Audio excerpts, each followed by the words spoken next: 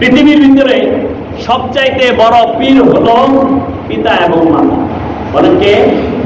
আপনার যদি কোনো কারণে দোয়া চাওয়ার ইচ্ছা হয়, আগে চাইবেন মা এবং বাবার কাছে। কেন? মানুষ দোয়া চাওয়ার জন্য যায় ইমাম সাহেবের কাছে, পীর সাহেবের কাছে, বুজুর্গ ওলিয়া উলিয়াদের কাছে যাবেন। তবে জেনে রাখেন, পীর সাহেব, ওলিয়া উলিয়া, ইমাম সাহেব আপনার জন্য দোয়া করলে সেই দোয়ার ভিতরে ইমকান আছে, সন্দেহ আছে, দোয়া কবুল হতেও পারে, নাও হতে পারে। কিন্তু আল্লাহর হাবিব সাল্লাল্লাহু আলাইহি ওয়াসাল্লাম বলেন, তিন শ্রেণীর মানুষ আছে এমন, তারা যদি আল্লাহ তাআলার কাছে দোয়া করে, আল্লাহ পাক রব্বুল আলামিন তাদের দোয়াকে কখনো ফিরিয়ে দেন না।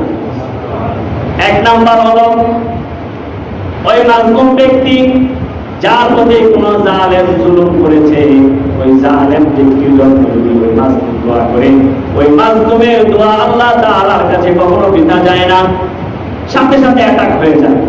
সে যত বড় আর যত ক্ষমতাশালী জালেম হোক, মাজলুমের দোয়া লাগবে। বলেছেন কে? রাসূলুল্লাহ সাল্লাল্লাহু আলাইহি ওয়াসাল্লাম।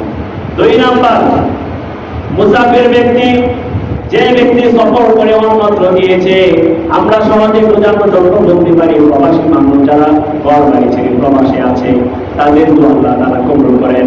তিন নাম্বার হলো সন্তানের জন্য পিতা এবং মাতার দোয়া। পিতা এবং মাতা যখন সন্তানের জন্য আল্লাহ তাআলার কাছে দোয়া করে, তখন আল্লাহ তাআলার মাঝে আর এই দোয়ার মাঝে কোনো পর্দা থাকে না, আল্লাহ তাআলা সাথে সাথে কবুল করে নেন। সুবহানাল্লাহ। এই জন্য পিতা মাতার সাথে সৎ